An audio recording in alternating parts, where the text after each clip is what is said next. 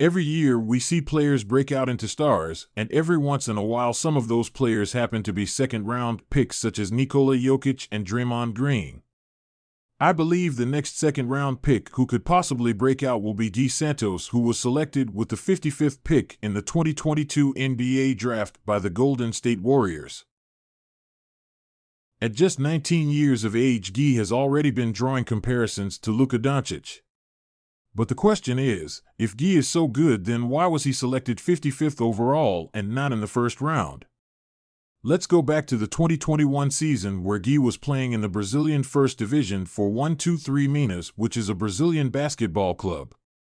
Guy helped Minas to second place in the First Division with a 26-4 record, and the 6'8" Brazilian averaged 8.5 points per game, 5.7 rebounds per game, and 1.7 assists per game on 37% shooting from three. After a very impressive season with Minas, ESPN reported the 18-year-old Guy Santos has decided to enter the 2021 NBA Draft, and at the time Guy was ranked 33rd overall in the class by ESPN. And most people believed he was going to be a first-round pick. Guy worked out with 8 NBA teams, but just a couple months later in July, Guy decided to not enter the 2021 NBA Draft, and instead he decided to stay one more year with Minas.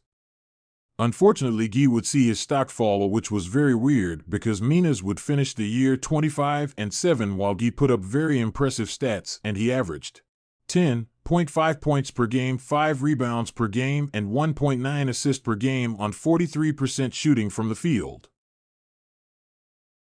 Around this time, Guy was ranked as the 77th best prospect in the class, but despite not being on mock drafts, Guy still declared for the 2022 NBA Draft and was selected 55th, but it wasn't until the California Classic Summer League until Guy started to generate tons of hype. Guy started off the Summer League with a bang, and he put up 23.6 rebounds and 3 steals for the Warriors. In just 3 games of the tournament, Guy would average 14 points per game, 3 rebounds per game, and 2.7 assists per game. The thing that made Guy stand out to me was his ability to create his own shots without being necessarily fast or strong. Santos showed tons of potential in this tournament as a ball handler, and it was obvious from the jump that he can create shots himself by using his body just like Luka Doncic does. An area that impressed most people was his passing ability, which you can see here in this clip. He is a very skilled passer. Guy was more than capable to score whenever he wanted, but teams were throwing double teams at him, which just shows how much of an offensive threat he really is at just 19 years old. Santos struggled a lot when it came to fast decision-making and turnovers. A lot of times he panicked and forced passes that weren't there. Santos could definitely sharpen up his handle, which shouldn't be a problem since he has a great package, but sometimes it seems as if he is forcing shots. When it comes to defense, Santos isn't anything really special, but he definitely isn't a bad defender, and he has a ton of potential as a perimeter shot blocker due to his length.